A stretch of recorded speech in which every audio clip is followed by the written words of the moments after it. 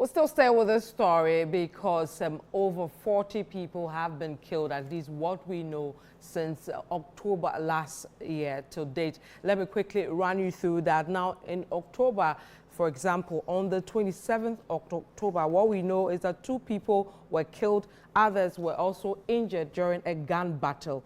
In the same month, and actually the next day after October 27, we know that as many as 8 people were also killed after gunmen blocked the Bolgatanga-Tamale highway. In that same month, and on that same day, government imposed a curfew on Bawku after some deadly clashes over there. 2 days later, the death toll rose to 16 people, and by the end of the month, it had risen to 19. On October 30, it moved to 17, and October 31st to 19. Now, if you move to the following month, in November, we know that as many as 8 people were also killed in that same month. 1 person was killed on the 3rd of November, moving the number to 21. On November 5th of the same year, that's 2024, a 61-year-old man was also killed. It moved the death toll to 22 people. On November 12th of last year, 2 people were killed again, and several injured were reported following some clashes in Bawku. On November 14, 1 more person was killed, moving the death toll to 26. Now, 3 people, we are told, were also killed on November 29 after a house was set ablaze in Bawku. Now, let's take you to December. From the reports we have, in December, on the 16th of December, 2 people were killed in separate attacks, and the death toll, as we know it, moved to 35.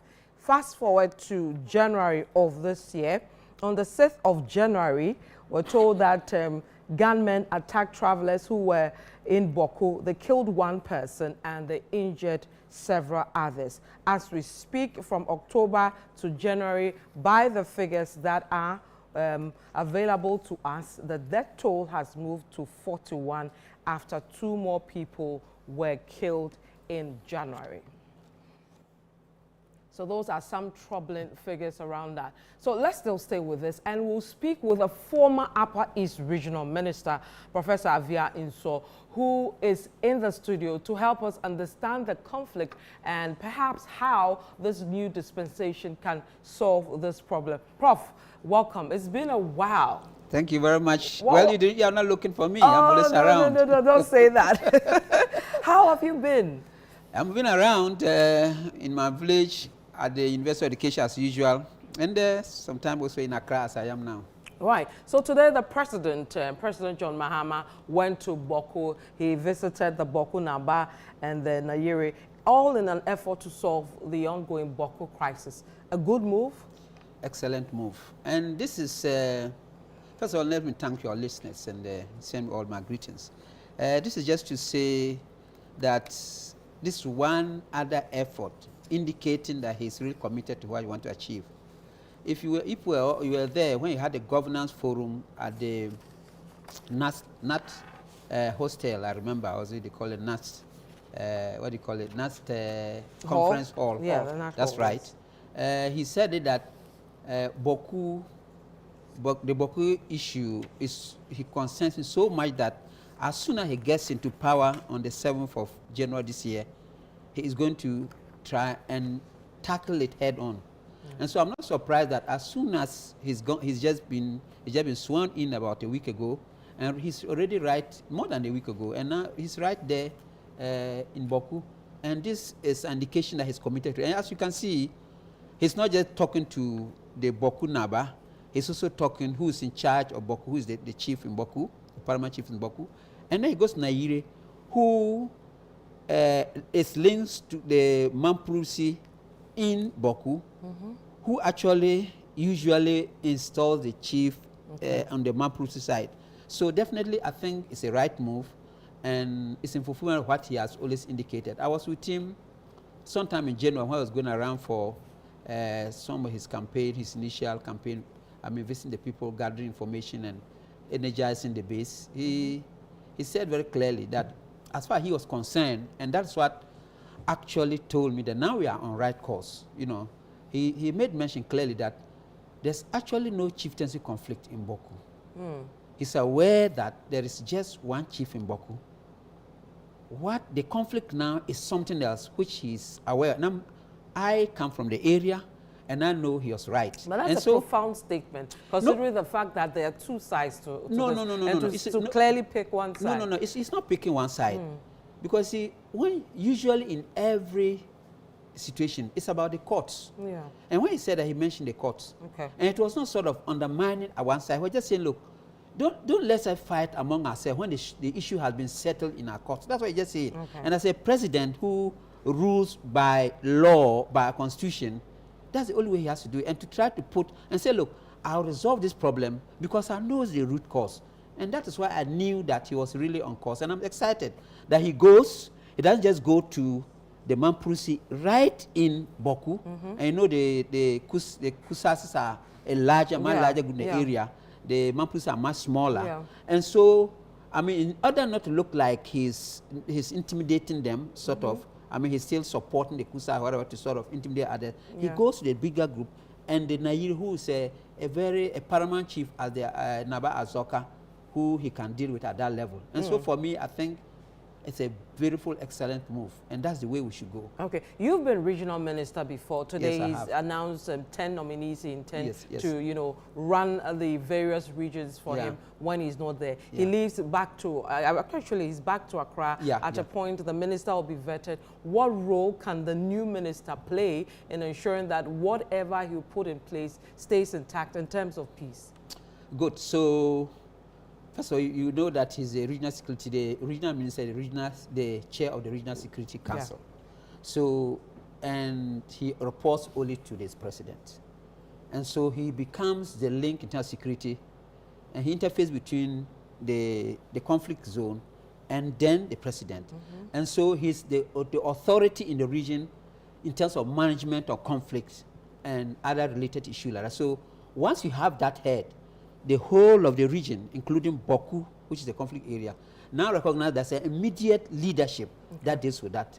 Point two, Dontus Akamuglu, he's my mentee. He's both in politics and in institutions. You know, he worked with, and Tedley, we are very good family friends. So I know he has a very good background politically. I mean, and he even did something in relation to human rights. He did masters in our area. So good candidates in dealing with in the area. And then, of course, he understands our culture. He's he's just like a traditional like me, a culture person who understands the chieftaincy issues. And I know that absolutely he will have. That will definitely help in promote. So I'm happy that he has nominated somebody that he knows has a political grounding and has the cultural grounding to resolve a problem and timely enough. Now he goes there and he announces the thing. So those two incidents, he's going there and announcing of a minister for the region, tells the story of we want to resolve the problem. All right. As long as I've known, there's always been curfew imposed on Bawku every now and then. I'm not sure it's yielded any, results because the conflict still continues and we still see the killings, we still see the attacks and all that. How useful has the curfew been all this period? Okay, so the curfews are just like instantaneous actions by government or by the security apparatus in a given place, like say at the region or nationally, to try and contain a situation within a certain period. So that's what is done. So once the situation subsides and they know things are normal, they can go on. So they have those curfews, for me, are not as helpful as we. So we should deal with the root causes. So that you do it, you think somehow, these people say it's okay, then, conflicts are not something that gives you warning all the time. And they happen again. So I think they are not the best things to do, but in the circumstance they are, just to resolve immediate issues, current problems, and try to minimize deaths and other injuries like that. But then they are not. So we have to look for a long-term resolution to the problem, and that is why I think His Excellency has gone to start, and that's why the Minister, Donald Akamuglu, will be doing very soon. Okay, so beyond curfews, what else can be done in terms of strategy to deal with this? Yes, so if you recall and you have followed and considering what you have read out now, I know your media outlet actually follows what is happening in the Bawku area. So if you recall, there have been series of dialogues, which to some, up to this point, some have come to a stalemate because of the kind of problem we have. So we still require dialogue on any conflict resolution situation. You need a certain level of dialoguing between the two factions. So that has to be done. Now, the other thing we have to do, which I think sometimes we overlook, is educating the people that are concerned, especially the media. Because you realize a lot of the media, they report without knowing the historical antecedents. The issue you have in Bawku is existing currently in Bolga. Yeah. Are you aware of that? Yeah. Because see, it's still they say an alleged person has installed another chief, the people of Bolga has installed another chief. Yeah. So and now it's not that.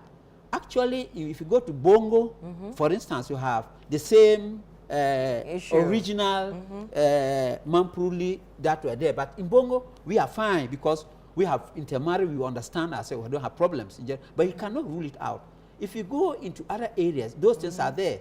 In the eastern, say the western section, they have gotten out of that and they actually do their appointment together. So there's no Nairi and that kind. So that issue has come down. But around our areas, in Tongo, in Nabdam, in Bolga, in Bawku and all that is not there. So we also have to deal with that root cause. How are we, because if one day the people are surrounding somewhere in Bongo or surrounding the Nabdam and say, look, we don't want because they think they have a Mamprugo or some problem, it means that this is a thing we can resolve. Yeah. We don't wait until they have happened now in Bolga. It was in Bawku, we sat down, it has happened in Bolga, the next time I go to Tongo, next time I go to Bongo. So it means that we have to resolve the original cause. And I'm happy, one of our senior colleagues, Honorable Avoka, Kalisa Avoka, had cause to talk about how people actually miss the real cause of the problem. And because we are not dealing with that, we are talking of dialogue alone, we are talking about the legal component of it, and then we leave the cause. And unfortunately, because people don't understand what the problem is, they keep inflaming it by making such comments. And that's why I think the president is holding everything by the horn. And I'm excited about that. As somebody who is culturally inclined, who has taught culture for several years, who understands the area, live in the area, and has been following this thing for a very long time. Okay. Prof, we'll come back to you. I'll take a quick break. This is a Channel One newsroom. I am Vivian Kai Loco. We are here with the former Upper East Regional Minister, Professor Avia Insong, talking about the Bawku conflict. Now, remember, earlier we showed you sights and sounds from Bawku, where President John Mahama has visited today. We still have the former Upper East Regional Minister, Professor Avia Insong, with us. We're looking at the Bawku conflict. We've also been joined via Zoom by security analyst Emmanuel Sowate of the Institute of Criminology at the University of Cambridge to also give us some security perspectives to what we're seeing in Bawku. Remember, this conflict has been raging on for a very long time. Prof, thank you for still staying with us. And Mr. Sowate, thank you for joining us for this discussion. I was earlier asking Prof, we've seen curfews, we've seen high-profile personalities, including presidents, visiting these areas, yet we still haven't found a solution to this Bawku conflict. Today, President Mahama was in the area, and of course, the curfews are still in place. Curfews and the visitations of high-profile people to the area, is it the way to go, and can they really be part of our solution to this raging problem? Thank you, Vivian. Thank you for having me. Good evening to you. Good evening to your listeners, your viewers, so to speak. Now, I think that you started on a very good note, that the solutions so far have been episodic, have not been durable, and have been wobbling from the very get-go across the various regimes, which is very true. Now, do we have to show consistent interest, priority by the states to the conflict? Yes. And I think that if you have any more questions, I'll take it. Let me come back to the issue about the curfews. We've seen the dawn to dusk one. I was saying earlier that since I've reported on Bawku from Accra, it's always been that. Is it time to re-look at this curfew issue? As the area yes, still remains volatile. I think that Prof said something. He said that some of the occurrences, the eruptions have been unanticipated. If you subject that to some level of analytical rigor, part might be true, but there are also parts that might be born out of intelligence failure. All the intelligence failure means so many things to so many people. But yes, some of the times you might not be able to anticipate the trajectory and the degree of violence, but sometimes too, you can reasonably, we are not talking about probabilities here, you can reasonably anticipate that this particular conflict or this particular battle would escalate. Let me give you a good example. I worked at the council at a point, right, and I was in charge of research. And what I had done then, that was 2007, 2007, 2006, 2007, 2008, thereabout, when Cardinal Texan was the chair. What I had done was that I had used my own knowledge of the intelligence I had and my knowledge of the theater to rank the various fighters and their leaders and giving them military ranks, not only the fighters, but also people in the community. So when there is a death, I ask a question: what room is the person coming from? How influential is the person? Is the person a fighter? Is the person a combatant? Is the person, where does the person fall at the operational, on the operational, tactical and strategic, tactical and operational level? Now, what that gave me was that I was able to reasonably project that given this particular death, it was, for example, an equivalent to a brigadier. And so the other faction was going to retaliate. And usually they might find a similar brigadier, or they might say that maybe 5 or 10 lieutenant colonels are equivalent to a brigadier. And so all those things that I had couched myself, I had developed myself, were ways of predicting to a very good extent the trajectory of the conflict. And I triangulated that referring to my own prognosis with reconfirming with the people I had on the ground. What am I trying to say? That sometimes you can predict the trajectory, sometimes you cannot. And some of these things I'm saying, I'm sure the security might have their own formula, but it was my own formula I used, and that had worked. The other thing that I think that we did then, and I'm sure had been done, was that at a point we had this inter-ethnic group, and the individuals on it were quite influential. A number of them have died, from Alhaji Kobila to the other people I knew. But I think that, yes, you're right in saying that the solutions have been episodic. I'm using my own words, I've been wobbling, but there's also, as the Bible says, there's hope for a tree if it's cut off. At the scent of water, it will sprout again. There's always a way that I'm sure we can bring back to the table the goodwill, the interest, and also the political will. Now, let me explain something about politics here. When it comes to active partisan politics, it's one of the fundamental problems in the Bawku conflict. But it is the negative part, because you need active partisan politics of a particular genre to be able to facilitate also the process. So I have in mind, not trying to stoke fire from behind, trying to genuinely walk your talk and things like that. So active partisan politics, the positive one, is needed across the political spectrum to make sure that we create the facilitating condition for durable peace. Now, let me end on this note. I think that Pierre Bourdieu had said something about field and habitus. And I think that Pierre Bourdieu's theoretical framework is very important in this context. Now, generally, the field, so you have the field and you have the habitus. Now, the field usually talks about the knowledge that people have, their status. It talks about struggle for power, monopolizing power, different type of power. Now, I think that the state has focused so much on the field, but the habitus talks about the norms and the values and the behaviors.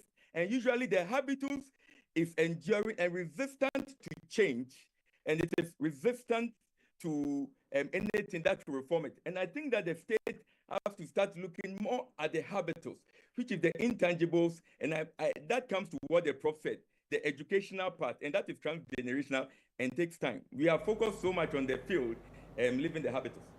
Right. Now, you spoke about how politics used positively can help. Traditional leaders and the religious bodies and all that, what kind of role do you think they can also play in finding a lasting solution to this problem? Please, your line was breaking. If you can repeat Yes, your question. I was saying that earlier. You spoke about the fact that the politics, if it's used positively, can help with finding a solution to this problem. I was also asking that with the religious leaders and others who play key roles, how can we also use them to find a lasting solution to this conflict? Oh, fantastic question. Brilliant question as usual. So you are talking about the multidimensional perspective to lasting peace. And that is not only one actor who has all the legitimacy and all the knowledge, because there are different levels in the hierarchy of conflict, and there are different actors, and there are, of course, also spoilers. And I think that when I talked about politics, active partisan politics I have in mind, we are thinking about critical distance, we are thinking about genuine desire to have lasting peace in Bawku. We are talking about withholding, supplying resources, hard and intangible, that will go to fuel the conflict. On the positive side, we are talking about keeping that critical distance and walking your talk. And then the media is very critical. And of course, I'll add parenthetically, social media. That then goes to another realm. I think that the social media in particular, and this is a very important point, because you see, about 70%, let me now broaden the discussion, about 70% of Africans from sub-Saharan Africa are less than 35 years, they are youth. Yeah. And they combine, when you combine the youth with social media then creates that facilitating condition for mobilization, disinformation, misinformation, fake news. And I think that there's something you said when you are discussing the Adan salt issue. Most of those we found there were youth. Yeah. And so the cross-cutting team, there is the role of the youth, not only in Bawku, but also in, for example, in Adan. And after election, we have seen the youth trying to assert themselves. Why are they doing that? What might be the reason? And I think that we have to look at the role of the youth as a very important and critical role in national stability. I'm very mindful of the fact that the youth is heterogeneous. So, for example, the youth in the university, or the youth in East Legon, or the youth who is studied in a prestigious university have different resources, and by extension, different resilience than a youth who is riding tricycle and collecting dollars. So they are variegated, and their needs are different, and the role they play in stability or instability also varies significantly, rural, urban, and we can also go on the gender dimension of it. It's referring to the role of women in conflict and security. But I think that we have to open that space for the youth to have more role in not only contributing, but playing a meaningful role. It's very, very important. I think that although they are in the majority, they're referring to the youth, they are usually at the periphery of decision making. And I think that it's one way of finding lasting peace, the youth. Now we can talk about traditional leaders, we can talk about women and men, we can talk about, for example, the business community, the international community. And one critical actor we normally leave at are children. When I was at Peace Council, let me end on this note, and maybe you have a question. There was a time that I did a study, and I'm going to publish it soon. And I asked the children then that they should draw the Bawku they see. Yeah. And I have the original with me. No, they drew it drawn. Freehand, yes. And they drew people with guns, different type of guns. They drew people who were bleeding. They drew people who were fleeing. They drew chaos. The one common theme that ran through all the pictures the children had drawn, and this were, I think, class 6 had drawn, were issues of violence, were issues of pain, were issues of fear. That was the recurring theme that was across the various manifestations of this picture.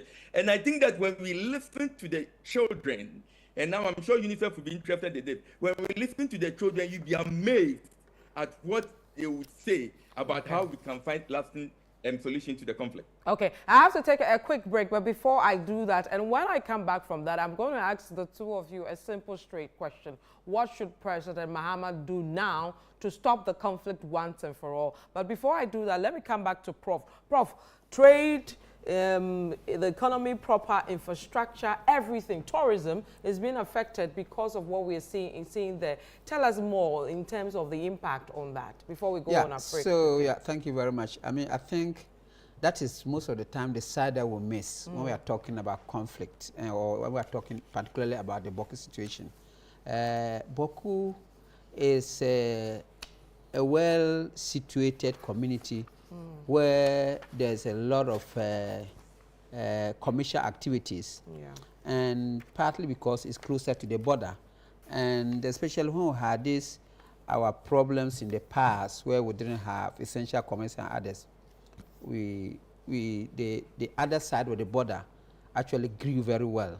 So there's a lot of trade across, and there are a lot of, as a result, a lot of businesses had grown, and a lot of people moved, even from our community, the Bongo area.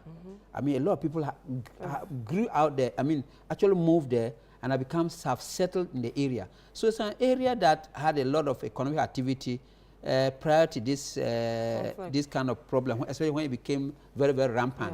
In the past, it took a much longer time where people could settle and go on their business. Then it intensified and then just scattered. So its impact is huge because the poverty levels are rising. And in terms of government institutions and government support to the various and even non-governmental organizations, all of them have left. And of course, the other time I went to Bolga, the bank, and the whole place was crowded. And then I went to ask the manager, well, why? Then he said, oh, no, it's because all the Bawku conflict, they have closed their areas there. And so there are, and I know a lot of our friends and relations who have left there with their families and have left the work. So the impact is so huge that I don't, and now, for instance, if you take the army, the police, the security arrangement there, the cost, even in Bolga where it's not very much. I mean, when I saw the figures the other time, it's so frightening. So I can imagine what is how. And then you go, I mean, I'm not even talking about because we are talking the killing and other, that is the most grievous. Even you lose one person or even a person's leg, is that serious? And now you lose a lot of people, like I said, 41 just from October to now. And so those are the official figures. You didn't talk even about, you didn't even talk about the injuries and all the other impact. So for me, that component of the impact is so serious that, I mean, we have to hurry quickly to try and play it down so that Bawku can regain its past glory. All these exciting. Because I taught in Bawku for a while before I came to university. So it was a very exciting place. Okay. Here in the studio, we have a former Upper East Regional Minister, Professor Avia Inson, and via Zoom, we have Dr. Emmanuel Sowate, is a security analyst. We are wrapping up our story on the Bawku conflict. I'm going to ask you, gentlemen, one actually question, and I need a straight answer.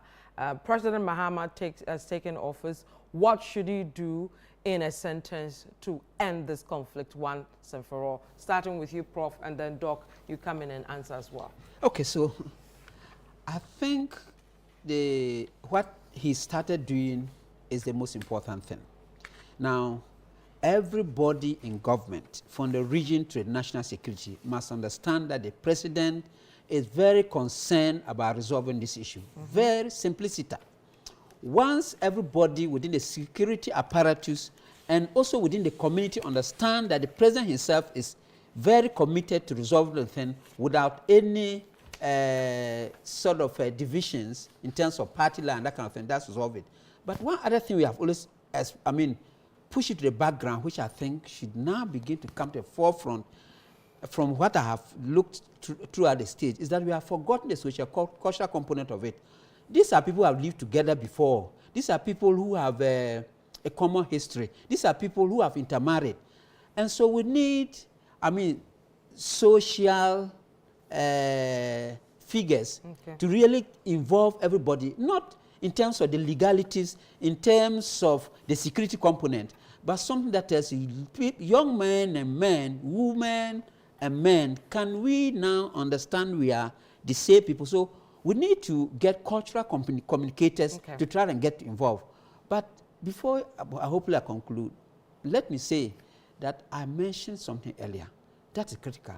Let's get back and try to deal with the root cause and get people to understand that is where the problem came with. If we want to resolve it, let's understand this situation. And I think if we get that, to get the cultural component, together with the most important component that the president himself has started, getting him, everybody know in this country, and let Bawku and the Upper East Security Council understand that the president himself, this time, is going to lead the resolution of the problem in the country. Then the problem is resolved. Doc, what do you think?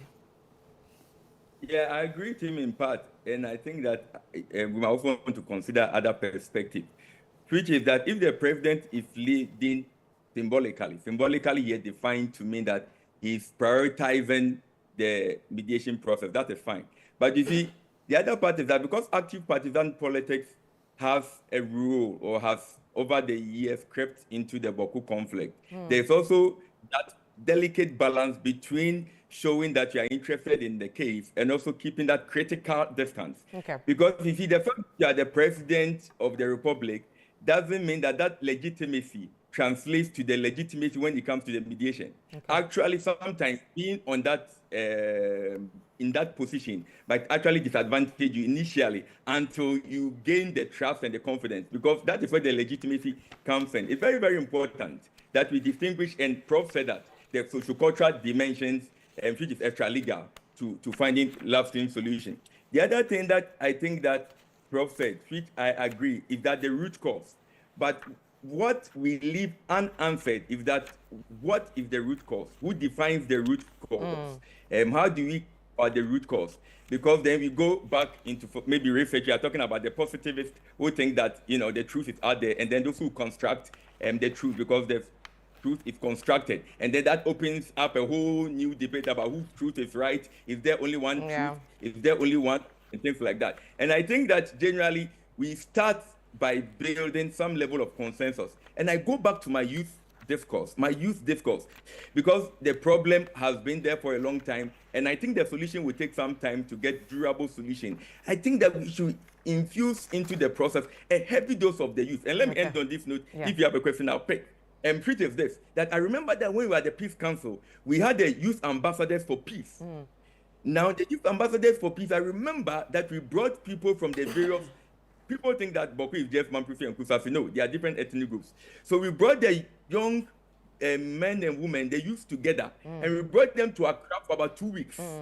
And it was amazing because you see, that's some of the stereotypes that they had, some of those entrenched positions. They had the opportunity outside the theater to sleep in the same room. They eat together. We had recreation together. They spoke together. And some of the things that they had prejudices began to crumble gradually. Of course, we couldn't continue because at the point, Chief Council left. And I think that the idea of bringing the youth together, although might take time, is a very critical role in finding lasting peace.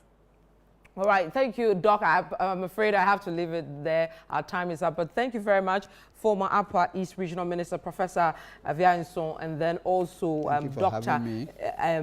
Dr. Emmanuel Sowates with the Institute of Criminology at the University of Cambridge. He's a security analyst. Gentlemen, thank you so much.